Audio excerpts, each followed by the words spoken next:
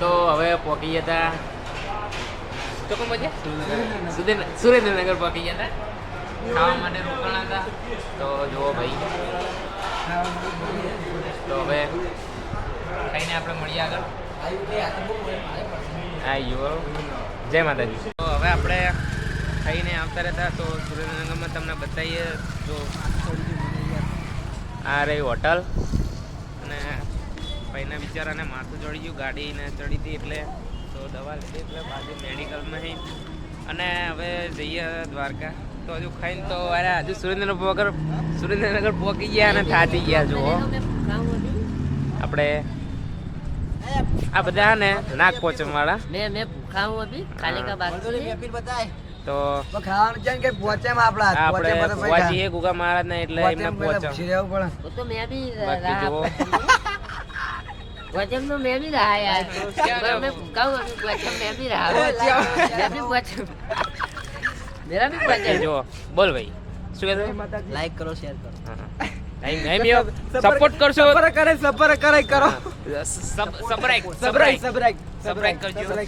Subscribe કરો.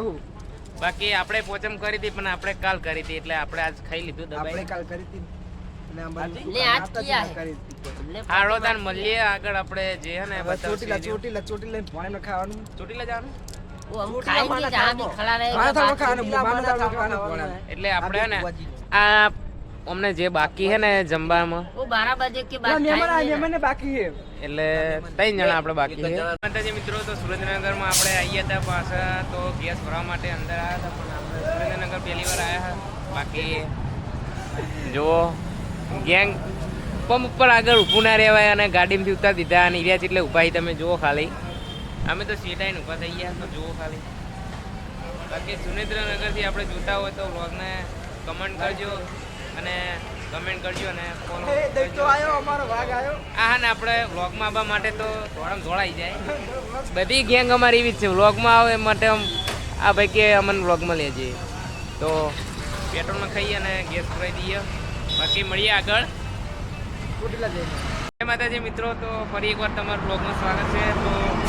તો આપણે પહોંચ્યા હતા રાજકોટ હાઈવે ઉપર. ચોટીલા હાઈવે આપણે ગણું તો ટોળિયા હાઈવે પકડ્યો તો તમને બતાવીએ એ આ ટોળિયા.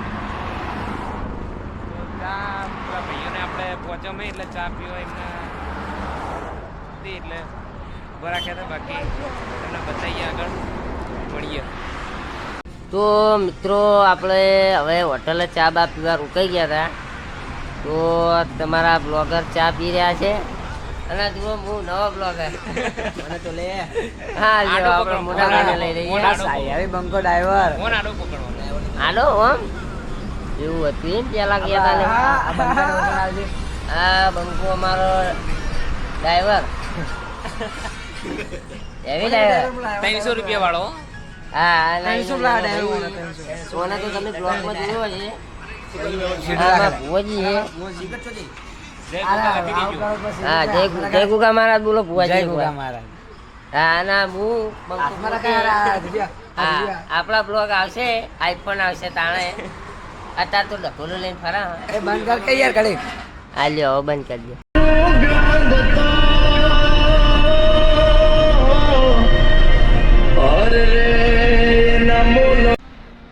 તો જય માતાજી મિત્રો, તો આજે આપણે પહોંચ્યા હતા જામનગર વટી ગયા હતા.